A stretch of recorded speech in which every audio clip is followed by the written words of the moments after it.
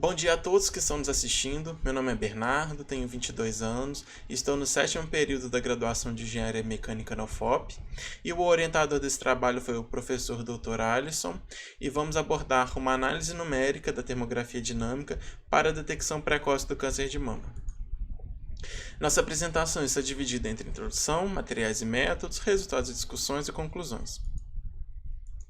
Bem, o câncer é um problema de saúde pública mundial e o câncer de mama é o segundo mais incidente no mundo e o mais comum entre as mulheres. No ano de 2020, o INCA trouxe um levantamento de 66.280 novos casos para cada ano no próximo triênio e correspondem a 29,7% entre os casos das mulheres.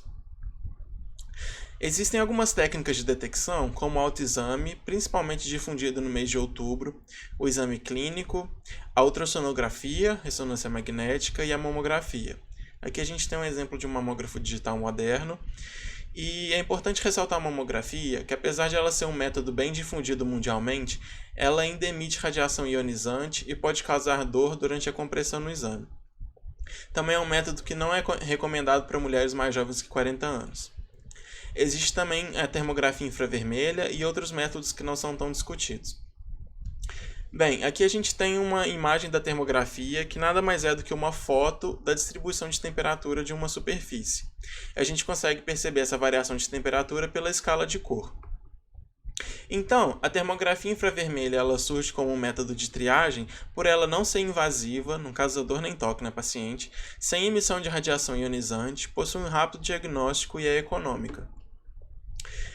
Ela ganha destaque depois do desenvolvimento de câmeras termográficas cada vez mais modernas, que elas têm capacidade de quantificar a temperatura na superfície pela radiação emitida do corpo, radiação infravermelha. Aqui a gente tem uns exemplos de algumas câmeras disponíveis no mercado. Então, a premissa é que o fluxo sanguíneo ele transporta o calor no corpo e a hipertermia seria o aumento dessa temperatura em alguma região que pode estar relacionada à presença de um tumor, uma vez que o tumor ele ocasiona o processo de angiogênese, que seria a criação de novos vasos sanguíneos no organismo, o que aumenta o fluxo sanguíneo. Além disso, as células do tumor elas têm um metabolismo maior, o que aumenta a geração de calor na região e, consequentemente, a hipertermia. Então, a termografia dinâmica ela surge para melhorar o diagnóstico da termografia infravermelha, que nada mais é do que a captura de vários termogramas sequencialmente, depois de exposição de algum estresse externo e avaliação da recuperação térmica. Ela introduz o conceito, então, de contraste térmico, que seria variar a temperatura de uma região toda para avaliar como que o corpo recupera ao longo do tempo essa temperatura. A gente tem um exemplo aqui, então, de um estado inicial da paciente, de um melanoma, um resfriamento e aqui a observação de 2 segundos após esse resfriamento. O que acontece? A região do tumor ela permanece mais quente e a região do tecido saudável ela permanece mais fria. Esse contraste térmico aumenta a possibilidade de detectar o tumor durante um exame. Então, os objetivos do nosso estudo seriam avaliar a distribuição de temperatura na superfície de um corpo após um estresse a frio, isso observado no modelo 2D, que foi simulado no Console Multiphysics, que é um software comercial. Bem, a gente tem então o nosso modelo físico, que ele é um domínio bidimensional, representado por essa figura, que tem uma camada de tecido glandular saudável, essa camada cinza toda, e um tumor circular com diâmetro de 8 milímetros, o tumor vermelho. E esse desenho mostra as condições de contorno do nosso problema, que seria uma convecção externa nessa superfície aqui, com ar ambiente, e a temperatura de 37 graus Celsius no interior do corpo. Essas são as propriedades utilizadas durante a execução. E a gente também tem aqui o modelo matemático, que ele é baseado na equação de Pennes, que descreve um modelo de biotransferência de calor. Então, considera a geração de calor metabólico, a perfusão sanguínea e a condutividade térmica dos materiais. A nossa malha numérica é representada por essa figura 9. Então, a metodologia seria a avaliação de regimes estacionários e transientes em 3 etapas definidas: a de equilíbrio térmico, a de resfriamento e a de recuperação térmica, que são pautadas em protocolos da literatura. A gente tem aqui então um período de aclimatação, que seria o momento que a paciente chega no consultório e aguarda de 10 a 15 minutos para entrar em equilíbrio térmico com o ambiente. Então ela entra na primeira etapa, que seria estacionária, para avaliar como ela se comporta com a convecção na superfície com ar externo, em condições de temperatura 37 graus Celsius e o ambiente a 24 graus Celsius, com geração de calor constante, já que ela tem um tumor. Depois a gente avalia o resfriamento por períodos de 60 segundos e 120 segundos, com a temperatura constante na superfície, variando de 5, 10 e 15 graus Celsius. A última etapa é de recuperação térmica, que ela volta para a convecção do ar externo, nas mesmas condições, e a gente analisa os resultados. Bem, a nossa técnica de resfriamento, então, ela é pautada no modelo de compressa em gel similar a essa disponível no mercado, que o objetivo é recobrir toda a superfície da mama e manter a temperatura homogênea. Bem, o nosso estudo de caso ele é referente a uma paciente de 49 anos que ela possui simetria entre os seios. O conceito de simetria entre os seios é muito importante porque considera que a distribuição de temperatura de cada seio ela mantém uma simetria. Então, para cada lado do seio, a distribuição deve ser semelhante. E o tecido glandular na mama dela é predominante. Então, a gente vai avaliar essa distribuição de temperatura em regime estacionário inicialmente, com um resfriamento de 5 graus Celsius durante 60 segundos, nos tecidos saudável e com tumor. Por isso que o conceito de simetria é importante, já que o saudável ele vai servir como controle. Então, o tumor é posicionado no x menos 26 e no y igual a 90, com um diâmetro de 8 milímetros.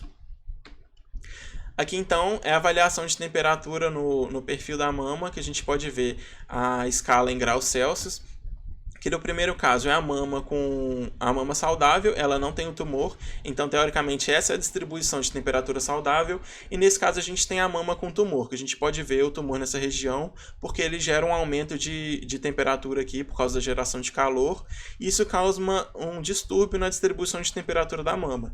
Então, em comparação com a mama saudável, a gente consegue perceber que existe uma lesão aqui, ou uma anomalia nessa distribuição. Isso também pode ser observado nesses gráficos de linha, já que o primeiro a gente tem essa distribuição considerada saudável, então ela é a nossa referência, e aqui a gente tem a distribuição com tumor, que na mesma posição de 90 milímetros, a gente tem esse distúrbio, que também é observado aqui na posição de 90. Então, o que isso pode indicar para a gente? Nas mesmas regiões em que o tumor foi posicionado no problema, a gente tem um aumento de temperatura que é associado a uma geração de calor constante. Isso pode ser um indício de uma lesão de tumor. Aqui a gente tem a comparação das duas, que a gente percebe um aumento da temperatura e essa perturbação na região em que o tumor foi inserido. De acordo com nossa hipótese, pode haver uma presença de tumor aí. Continuando a observar a variação de temperatura, agora a gente está analisando o primeiro caso, que seria o estacionário. Então, para cada ponto a gente pegou a variação do tumor saudável, do tecido com tumor saudável. Então, novamente na região de 90 milímetros da coordenada Y, a gente tem um pico de variação de temperatura, que basicamente seria esse tipo de contraste que a gente está procurando. Então, como controle, a gente pega esse gráfico, que seria referente a uma termografia estacionária, não uma termografia dinâmica, e avalia em relação à variação do tempo. Então, a gente pode observar aqui, no tempo de 60 segundos, 180 e 300, que a gente tem variações de temperatura inferior a uma termografia estacionária. Ou seja, se a gente promover um resfriamento e esperar até 300 segundos, a gente não vai obter o resultado que a gente espera na termografia dinâmica. Então, a gente percebe que após 360 segundos, a gente começa a ver um aumento na variação de temperatura. Isso corresponde aos próximos instantes, de 540, 720, até o pico, que nesse caso é correspondente a 1440 segundos. Nesse pico de 1440 segundos, a gente observa uma variação de temperatura de 1,318 graus Celsius, e isso corresponde a um aumento de 51,49% em relação a esse estado aqui. Ou seja, nosso estudo teve cerca de 50% de melhoria. Só que, como a gente pode ver, no instante de 2.700 segundos, essa variação ela cai. Por quê? ao longo do passar do tempo, o corpo tende a voltar em equilíbrio térmico com o ambiente. Então, a tendência dele é voltar o mais próximo possível dessa curva estacionária, que seria a curva de equilíbrio. Aqui, então, a gente fez a análise das variações de temperatura ao longo do tempo e variando os estudos. Que no primeiro estudo, é o que a gente abordou anteriormente, seria o resfriamento de 5 graus durante 60 segundos. Ele traz essa distribuição, como eu falei, com o passar do tempo, a tendência é ele estagnar. A gente percebe que quanto mais tempo de resfriamento, são maiores as variações de temperatura. Então, aqui, dobrando o tempo de resfriamento, a gente tem uma variação muito maior nessa região. E, ao mesmo tempo que se a gente reduzir as variações de temperatura, reduzir a variação de exposição e com temperaturas mais baixas, a gente consegue variações menores. Nesse caso aqui, a gente consegue ver esse mesmo gráfico em relação à porcentagem. Então, aqui, no estudo de 5 graus Celsius durante 120 segundos, a gente tem um ganho de aproximadamente 74%. E é importante perceber que nos tempos abaixo de aproximadamente 7 minutos, esse ganho de temperatura ele é negativo, esse ganho de variação ele é negativo. Ou seja, se a gente fizer um resfriamento e pegar dados antes desses 10 minutos, a gente vai estar conseguindo valores inferiores ao esperado. Então aqui a gente tem um resumo dos dados obtidos, né? O tempo de 5 graus Celsius, a temperatura de 5 graus Celsius no tempo de 60 segundos, a gente obteve 1,318 e um ganho de 51%, e dobrando essa temperatura a gente tem um ganho de 74%. Nos outros casos a gente tem ganhos um pouco mais modestos. Bem, as considerações finais então é que os nossos resultados eles foram extremamente coerentes com a realidade. Porém, esses são parâmetros muito subjetivos, porque é difícil você dizer que a temperatura e o tempo de resfriamento eles são adequados ao paciente, porque cada um tem uma sensibilidade diferente do corpo. Então, talvez 5 graus Celsius durante 60 segundos seja frio demais para determinada paciente e você precise de escolher uma temperatura maior ou um tempo menor de resfriamento. Então é interessante a gente compreender esse fenômeno para conseguir avaliar esses parâmetros de forma mais coerente e estar aplicando o parâmetro certo para cada paciente. É importante a gente falar também que essa paciente ela tem 49 anos e ela possui uma mama densa, que não é uma característica muito comum a mulheres acima de 40 anos, porque a mama dela ela possui maior quantidade de tecido fibroso do que tecido adiposo.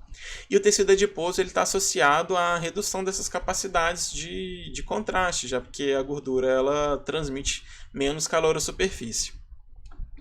Bem, nosso trabalho era esse, eu acho que a gente finaliza por aqui. Gostaria de agradecer pelas oportunidades e pela organização do evento, e se alguém quiser entrar em contato, o meu contato está aqui e espero as perguntas de vocês. Obrigado.